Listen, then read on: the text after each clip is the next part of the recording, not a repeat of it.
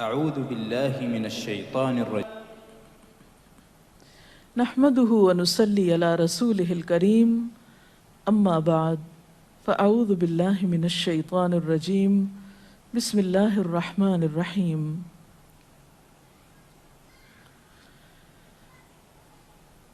ایک پاکیزہ معاشرہ اسی وقت وجود میں آ سکتا ہے جب خاندانی نظام مضبوط ہو، اور خاندانی نظام کی مضبوطی کا انحصار شوہر اور بیوی کے باہمی تعلقات پر ہوتا ہے۔ دونوں کے درمیان جب تک باہم موافقت نہ ہو، دونوں ایک دوسرے کے حقوق کا خیال نہ رکھیں، اس وقت تک خاندان کے اندر خوشی، راحت، سکون پیدا نہیں ہو سکتا۔ تو آئیے ہم دیکھتے ہیں کہ اسلام شوہر اور بیوی کو ایک دوسرے کے حقوق کی ادائیگی کے لیے کیا حکم دیتا ہے۔ سب سے پہلے شوہر کی ذمہ داریوں پہ بات کریں گے اور عورت کے حقوق پر۔ قرآن پاک میں اللہ سبحانہ و تعالیٰ نے شوہر اور بیوی دونوں کو ایک دوسرے کا لباس بتایا ہے۔ ارشاد باری تعالیٰ ہے، ہن لباس لکم وانتم لباس لہن، وہ تمہارا لباس ہیں اور تم ان کا لباس ہو۔ اور لباس انسان کے لیے حفاظت، زیب و زینت اور سکون کا باعث ہوتا ہے۔ انسان اپنے لباس سے پہچانا جاتا ہے، انسان اپنے لباس کی کیئر کرتا ہے، اس کی حفاظت کرتا ہے، نگہداشت کرتا ہے، اس کے بارے میں کانشیس ہوتا ہے، اس سے غافل نہیں ہوتا، کیونکہ وہ اس کی شخصیت کو خوبصورت بناتا ہے، اور اگر لباس اچھا نہیں تو شخصیت داغدار ہو جاتی ہے۔ تو جس طرح لباس اور جسم کا باہم تعلق ہے، ایک مضبوط تعلق، قریبی تعلق، اسی طرح شوہر اور بیوی کا بھی باہم ایک مضبوط قریبی تعلق ہوتا ہے۔ اس لیے دونوں جب تک ایک دوسرے کے حقوق ادا نہ کریں، دونوں ایک دوسرے کا خیال نہ رکھیں، تو کوئی بھی خوشگوار خاندان جنم نہیں لے سکتا۔ تو آئیے دیکھتے ہیں کہ اس سلسلے میں اسلام کی تعلیمات کیا ہیں۔ سب سے پہلے شوہر کو یہ تلقین کی گئی کہ وہ بیوی کے ساتھ اچھا سلوک کرے۔ قرآن پاک میں اللہ تعالیٰ فرماتے ہیں، وَعَاشِرُوهُنَّ بِالْمَعْرُوفِ، اور ان عورتوں کے ساتھ معروف طریقے سے، بھلے طریقے سے زندگی بسر کرو۔ حجۃ الوداع کے موقع پر نبی صلی اللہ علیہ وسلم نے مردوں کو تلقین کرتے ہوئے فرمایا، لوگو سنو، عورتوں کے ساتھ اچھے سلوک سے پیش آؤ، کیونکہ وہ تمہارے پاس قیدیوں کی طرح ہیں۔ تمہیں ان کے ساتھ سختی کرنے کا کوئی حق نہیں سوائے اس صورت کے جب ان کی طرف سے کھلی ہوئی نافرمانی سامنے آئے۔ اسی طرح آپ نے اپنے اس خطبے میں یہ بھی فرمایا کہ دیکھو سنو، تمہارے کچھ حقوق تمہاری بیویوں پر ہیں، اور تمہاری بیویوں کے کچھ حقوق تم پر ہیں۔ تمہارا حق ان پر یہ ہے کہ وہ تمہارے بستروں کو ان لوگوں سے نہ روندوائیں جن کو تم ناپسند کرتے ہو، اور تمہارے گھروں میں ایسے لوگوں کو نہ آنے دیں جن کا آنا تمہیں ناگوار ہو، اور سنو، ان کا تم پر یہ حق ہے کہ تم انہیں اچھا کھلاؤ اور اچھا پہناؤ۔ اسی طرح اسلام شوہر کو یہ حکم بھی دیتا ہے کہ وہ بیوی کے ساتھ خوش گمان رہے۔ اور اگر دیکھا جائے تو انسانی گمان اور انسانی سوچ انسان کے عمل کی بنیاد بنتی ہے۔ آپ کسی کے ساتھ بھی اچھا سلوک اسی وقت کر سکتے ہیں جب آپ اس کے بارے میں حسن ظن رکھتے ہوں، اس کے بارے میں اچھی سوچ رکھتے ہوں، اس کے لیے برا نہ چاہتے ہوں۔ اسی لیے ہم دیکھتے ہیں کہ قرآن پاک میں اللہ سبحانہ وتعالیٰ تلقین فرماتے ہیں کہ فَإِن كَرِهْتُمُوهُنَّ فَعَسَىٰ أَن تَكْرَهُوا شَيْئًا وَيَجْعَلَ اللَّهُ فِيهِ خَيْرًا كَثِيرًا، کہ اگر وہ تمہیں کسی وجہ سے ناپسند بھی ہوں تو ہو سکتا ہے کہ ایک چیز تمہیں پسند نہ ہو، مگر اللہ تعالیٰ نے اسی میں تمہارے لیے بہت کچھ بھلائی بنا رکھی ہو۔ اس مفہوم کو آپ صلی اللہ علیہ وسلم نے ایک حدیث میں یوں بیان کیا ہے کہ کوئی مومن اپنی مومنہ بیوی سے نفرت نہ کرے، اگر بیوی کی کوئی عادت اس کو پسند نہیں تو ہو سکتا ہے کوئی دوسری خصلت اس کو پسند آ جائے۔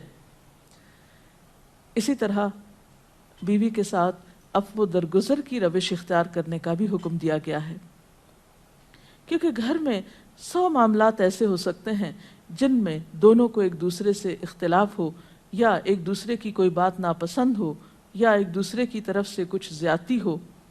تو ایسی صورت میں جب تک معاف کرنے کی روش پر عمل نہ کیا جائے بہتری نہیں ہو سکتی، کیونکہ انسان تو خطا کا پتلا ہے، غلطی تو اس سے ہوگی۔ اس لیے قرآن پاک میں خاص طور پر اہل ایمان کو حکم ہے، یا ایھا الذین آمنوا ان من ازواجکم و اولادکم عدوا لکم، اے لوگو جو ایمان لائے ہو، تمہاری بعض بیویاں اور اولاد تمہارے دشمن ہو سکتے ہیں، فاحذروہم، ان سے محتاط رہو، وَإِن تَعْفُوا وَتَصْفَحُوا وَتَغْفِرُوا فَإِنَّ اللَّهَ غَفُورٌ رَحِيمٌ، پھر اگر تم معاف کر دو، بخش دو، عفو درگزر سے کام لو، تو بے شک اللہ تعالیٰ بھی غفور الرحیم ہے۔ معاف کرنے کے لیے یہاں پر 3 الفاظ ایک جگہ پر استعمال ہوئے ہیں، تعفو، تصفحو، تغفرو۔ اس سے آپ اندازہ لگا سکتے ہیں کہ کس قدر تاکید ہے معاف کرنے کی، اور ایک اچھا گھرانہ معاف کیے بغیر ایک دوسرے کو وجود میں آ ہی نہیں سکتا۔ نبی صلی اللہ علیہ وسلم نے خاص طور پر عورت کے ساتھ اچھے سلوک کی تلقین کرتے ہوئے فرمایا، عورتوں کے ساتھ اچھا سلوک کرو، عورت پسلی سے پیدا کی گئی ہے، اور پسلیوں میں سب سے زیادہ اوپر کا حصہ ٹیڑھا ہے، اس کو سیدھا کرو گے تو ٹوٹ جائے گی، چھوڑ دو گے تو ٹیڑھی رہے گی، بس عورتوں کے ساتھ اچھا سلوک کرو۔ بعض اوقات یہ سمجھا جاتا ہے کہ اس میں شاید عورتوں کی توہین کی گئی، نہیں، اس میں عورت کی فطرت کو بتایا گیا ہے کہ اس کے اندر ایک خاص طرح کے جذبات اللہ تعالیٰ نے پیدا کیے ہیں۔ مرد عموماً زیادہ عقل سے کام لیتے ہیں، جبکہ عورت جذبات سے کام لیتی ہے، تو مرد اپنی سوچ کے مطابق عورت سے معاملہ نہ کرے، بلکہ عورت کی پوزیشن کو دیکھتے ہوئے، اس کے جذبات کو دیکھتے ہوئے اس سے معاملہ کرے اور حسن سلوک کرے، تو خاندانی زندگی زیادہ خوشگوار ہو سکتی ہے۔ پھر اسی طرح بیوی کے ساتھ خوش اخلاقی کا برتاؤ کرنے کا حکم دیا گیا۔ آپ صلی اللہ علیہ وسلم نے فرمایا، کامل ایمان والے مومن وہ ہیں جو اپنے اخلاق میں سب سے اچھے ہیں، اور تم میں سب سے اچھے لوگ وہ ہیں جو اپنی بیویوں کے حق میں سب سے اچھے ہیں۔ ہمارے ہاں تو اس شخص کو زن مرید کہا جاتا ہے جو بیوی کے ساتھ اچھا سلوک کرتا ہو، حالانکہ اللہ کے رسول صلی اللہ علیہ وسلم کے نزدیک سب سے اچھا مومن وہ ہے جو بیوی کے حق میں خوش اخلاقی برتتا ہے۔ یعنی کسی انسان کی خوش اخلاقی کا ثبوت اس سے نہیں دیا جائے گا کہ وہ اپنے گھر سے باہر کس کے ساتھ کیسا ہے، بلکہ یہ دیکھا جائے گا کہ وہ گھر کے اندر کیسا سلوک کر رہا ہے اپنے قریب ترین انسان کے ساتھ۔ حضرت عائشہ رضی اللہ تعالی عنہا فرماتی ہیں کہ میں نبی صلی اللہ علیہ وسلم کے ہاں گڑیوں سے کھیلا کرتی تھی، میری سہیلیاں بھی میرے ساتھ کھیلتی، جب نبی صلی اللہ علیہ وسلم تشریف لاتے تو سب ادھر ادھر چھپ جاتی، آپ ڈھونڈ ڈھونڈ کر ایک ایک کو میرے پاس بھیجتے تاکہ وہ میرے ساتھ کھیلیں۔ اس سے آپ اندازہ لگا سکتے ہیں کہ آپ صلی اللہ علیہ وسلم کا اپنے ازواج مطہرات کے ساتھ کیسا سلوک تھا، کیسا معاملہ تھا، اور وہ ان کے جذبات کا کس قدر خیال رکھتے تھے۔ اسی طرح شوہر کی ذمہ داریوں میں سے یہ ذمہ داری بھی ہے کہ وہ بیوی کو خوش دلی سے نان نفقہ دے، اس کی ضروریات پوری کرے۔ اس سے نہ صرف یہ کہ دنیاوی اعتبار سے وہ اپنی ذمہ داری پوری کرے گا، بلکہ آخرت کے اعتبار سے بھی وہ بہترین اجر و ثواب کا مستحق ہوگا۔ نبی صلی اللہ علیہ وسلم نے فرمایا، 1 دینار وہ ہے جو تم نے اللہ کی راہ میں خرچ کیا، ایک وہ ہے جو تم نے کسی غلام کو آزاد کرنے میں خرچ کیا، ایک وہ ہے جو تم نے کسی فقیر کو صدقے میں دیا، اور ایک وہ ہے جو تم نے اپنے گھر والوں کو صدقے میں دیا، یعنی اپنی بیوی کو کھلایا، اس کی ضروریات پوری کرنے پہ لگایا۔ ان میں سب سے زیادہ اجر و ثواب اس دینار کے خرچ کرنے کا ہے جو تم نے اپنے گھر والوں پہ خرچ کیا۔ وہ لقمہ جو شوہر اپنی بیوی کو کھلاتا ہے وہ شوہر کے حق میں صدقہ لکھا جاتا ہے، یعنی فریضے کی ادائیگی تو اپنی جگہ، لیکن اس کا خرچ کرنا اس کے لیے باعث ثواب ہے اس مد میں۔ پھر اسی طرح بیوی بچوں کی دینی تعلیم و تربیت یہ بھی شوہر کی ذمہ داری. قرآن پاک میں اللہ تعالیٰ فرماتے ہیں یا ایھا الذین آمنوا قوا انفسکم واہلیکم نارا، اے لوگو جو ایمان لائے ہو اپنے آپ کو اور اپنے گھر والوں کو آگ سے بچاؤ. قرآن پاک میں نبی صلی اللہ علیہ وسلم کے ذریعے امت کو حکم دیا گیا ہے وَأْمُرْ أَهْلَكَ بِالصَّلَاةِ وَاصْطَبِرْ عَلَيْهَا کہ اپنے گھر والوں کو نماز کا حکم دو اور خود بھی اس کی پابندی کرو. اسی طرح بیوی کے لیے بھی کچھ احکامات ہیں، بیوی کی بھی کچھ ذمہ داریاں ہیں جو اسے شوہر کے حق میں پوری کرنا ہے. پہلی ذمہ داری یہ کہ بیوی خوشی کے ساتھ شوہر کی اطاعت کرے. قرآن پاک میں نیک عورتوں کی صفت یہ بتائی گئی ہے فَالصَّالِحَاتُ قَانِتَاتٌ، نیک عورتیں فرما بردار ہوتی ہیں، ایک طرف اللہ کی اطاعت گزار اور دوسری طرف شوہر کی اطاعت گزار. شوہر کی اطاعت کے بارے میں ایک حدیث میں آتا ہے آپ صلی اللہ علیہ وسلم نے فرمایا 2 قسم کے لوگ ایسے ہیں کہ جن کی نمازیں ان کے سروں سے اوپر نہیں جاتی. ایک وہ غلام جو اپنے آقا سے بھاگ جائے جب تک کہ واپس نہ آئے، اور دوسرے وہ بیوی جو اپنے شوہر کی نافرمانی کرے جب تک کہ نافرمانی سے باز نہ آ جائے. یہاں تک حکم ہے کہ بیوی شوہر کے معاملے میں کسی دوسرے کی بات نہ مانے. یعنی شادی کے بعد ایک عورت جب شوہر کے گھر چلی جاتی ہے تو پھر شوہر کا حق سب سے بڑا ہو جاتا ہے. بعض اوقات ہمارے معاشرے میں ایک طرف شوہر کچھ کہتا ہے، دوسری طرف والدین کچھ کہتے ہیں، تیسری طرف کسی اور کا مشورہ کچھ ہوتا ہے، عورت بیچاری بیچ میں پس جاتی. ایسے موقع پر عورت کے لیے کیا لازم ہے، اس کی پرائرٹی کیا ہوگی کہ وہ اپنے شوہر کی بات مانے. عورت کی دوسری بڑی ذمہ داری اپنی آبرو اور عزت و عصمت کی حفاظت ہے. عورت کوئی ایسا کام نہ کرے جس سے اس کی عفت و عصمت پر کچھ حرف آئے.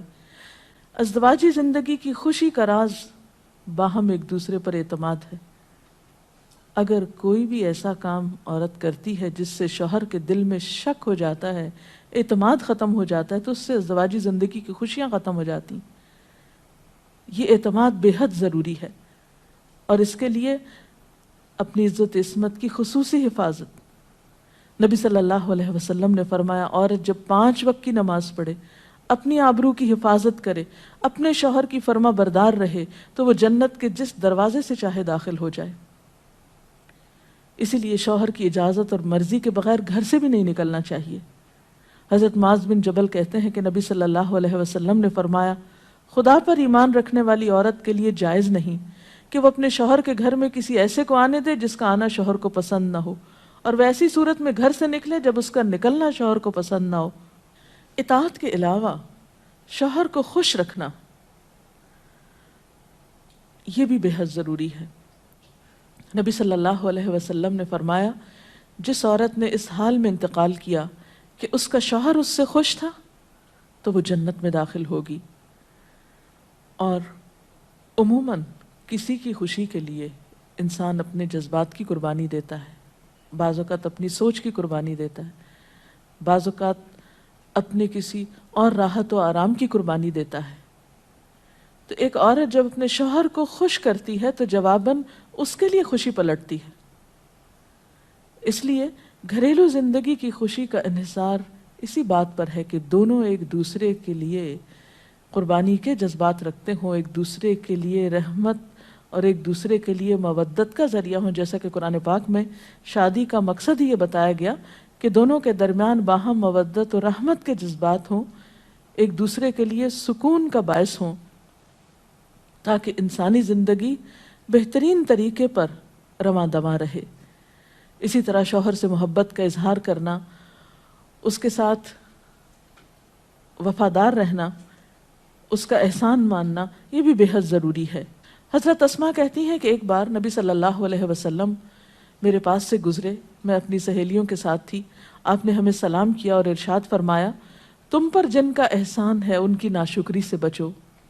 تم میں سے ایک اپنے ماں باپ کے گھر کافی دنوں تک بن بیاہی بیٹھی رہتی ہے، پھر اللہ تعالیٰ اس کو شوہر عطا کرتا ہے، اولاد دیتا ہے، اور ان سارے احسانات کے باوجود اگر کبھی کسی بات پہ شوہر سے ناراض ہوتی ہے تو کہہ اٹھتی ہے میں نے تو کبھی تمہاری طرف سے کوئی بھلائی دیکھی ہی نہیں. تو یہ جملہ ناشکری کا جملہ ہے جو عورت کو نہیں بولنا چاہیے. قیامت کے دن اللہ تعالیٰ اس عورت کی طرف نظر رحمت اٹھا کر نہیں دیکھے گا جو شوہر کی ناشکری ہوگی۔ اور آخری بات یہ کہ عورت کے اوپر لازم ہے کہ وہ اپنے گھر بار، مال و اسباب اور اپنی ذمہ داریوں میں شوہر کی مددگار رہے، شوہر کی وفادار رہے۔ آپ صلی اللہ علیہ وسلم نے فرمایا قریش کی عورتیں کتنی اچھی عورتیں ہیں جو بچوں پہ بہت مہربان اور شوہر کے گھر بار کی حفاظت کرنے والی ہیں۔ آپ صلی اللہ علیہ وسلم نے ایک اچھی عورت کی خوبیاں بیان کرتے ہوئے فرمایا مومن کے لیے خوف خدا کے بعد سب سے مفید اور باعث خیر نعمت نیک بیوی ہے۔ اور نیک بیوی کون؟ جب وہ شوہر اسے کسی کام کے لیے کہے تو خوشی سے کر دے، جب اس پہ نگاہ ڈالے تو اسے خوش کر دے، جب اس کے بھروسے پہ قسم کھائے تو وہ اس کی قسم پوری کر دے، جب وہ کہیں چلا جائے تو اس کے پیچھے اپنی عزت و آبرو کی حفاظت کرے، اور شوہر کے مال و اسباب کی اور ان سب چیزوں کی نگرانی میں شوہر کی خیرخواہ اور وفادار رہے، اور اس کے ساتھ ساتھ اپنی صفائی، زیبائش اور سلیقہ مندی کا بھی ثبوت دے۔ اس سلسلے میں اگر آپ کے ذہن میں مزید کچھ سوالات ہوں تو آپ کر سکتے ہیں۔ اگر والدین اور شوہر دونوں میں سے کسی ایک کی بات ماننے کا جیسے وقت ہو تو پھر کس کی بات پہلے مانی جائے گی؟ شادی کے بعد شوہر کی بات ماننا زیادہ ضروری ہے بنسبت کسی اور کے، کیونکہ واضح طور پر آتا ہے کہ عورت شوہر کے معاملے میں کسی دوسرے کی بات نہ مانے۔ اگر شوہر کوئی ایسا حکم دے جو کہ شریعت کے خلاف ہو تو کیا اس کو حکم ماننا چاہیے؟ شریعت دین کے خلاف؟ یہ تو ایک اصول ہے، لا طاعت لمخلوق فی معصیت الخالق، کہ کسی مخلوق کی یعنی کسی انسان کی اطاعت جائز ہی نہیں جہاں اللہ کی نافرمانی ہو رہی ہو۔ یہ تو ایک واضح اور طے شدہ بات ہے، اس لیے جہاں اطاعت کی بات ہوگی وہ معروف میں ہوگی، نیکی اور بھلائی کے کاموں میں ہوگی، شر میں اور برائی میں نہیں ہوگی۔ اگر کسی کا شوہر ناراض اس کا انتقال ہو جائے، وہ ناراض ہو اس کا انتقال ہو جائے، ایسی بیوی کیا کرے؟ بعد میں شوہر کے لیے دعا مغفرت کرے، اس کی طرف سے صدقہ خیرات کرے تو انشاءاللہ اللہ تعالیٰ معاف کرنے والا ہے۔ ڈاکٹر صاحبہ، اگر ایک پارٹنر اپنے حقوق، اپنے فرائض پورے کرتا ہے لیکن دوسرا جو ہے وہ نہیں کر رہا، تو اس صورت میں پھر کیا رویہ ہونا چاہیے؟ اس میں یہ کہ حسن سلوک کے ساتھ دوسرے شخص کو توجہ دلانی چاہیے کہ وہ اپنے حقوق پورے کرے، کیونکہ تالی دونوں ہاتھوں سے بجتی ہے۔ ایک شخص کب تک اچھا سلوک کر سکتا ہے اگر دوسری طرف سے اچھا سلوک نہ ہو؟ لیکن یہ یاد رکھیے کہ انسان بد اخلاقی کے ساتھ نہ کسی کا دل جیت سکتا ہے، زور زبردستی کے ساتھ کسی سے اپنے حقوق نہیں منوا سکتا۔ وقتی طور پہ ہو سکتا ہے کوئی پریشرائز ہو جائے، لیکن کسی کے دل میں اپنی جگہ نفرت یا سختی سے نہیں بنائی جا سکتی، محبت کے ساتھ ہی بنتی ہے۔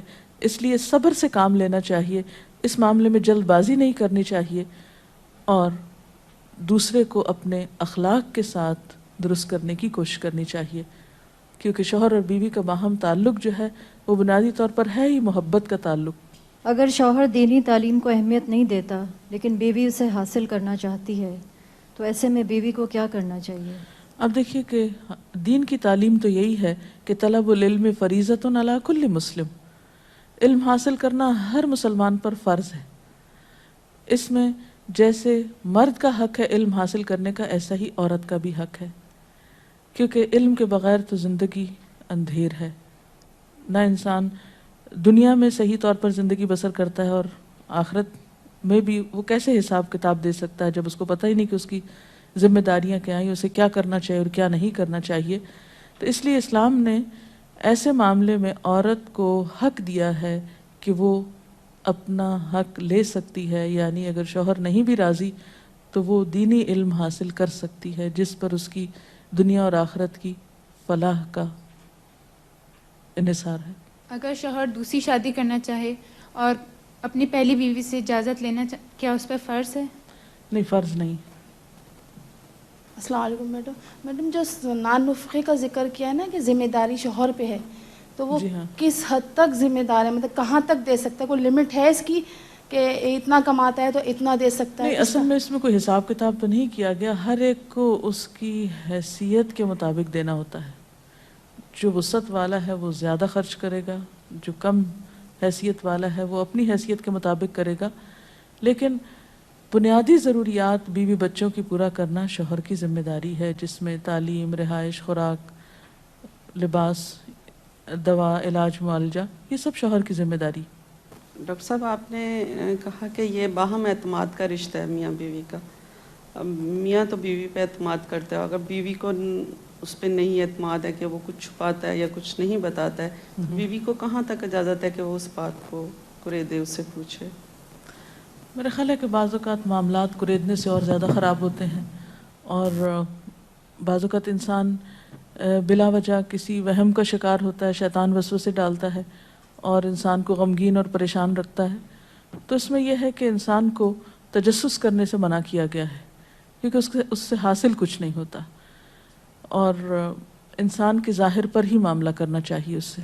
اس کے ساتھ ہی آج کے پروگرام کا وقت ختم ہوتا ہے، اب اجازت چاہتے ہیں۔ السلام علیکم ورحمۃ اللہ وبرکاتہ۔ اللہ اکبر، اللہ اکبر، لا الہ الا اللہ، واللہ اکبر، اللہ اکبر وللہ الحمد۔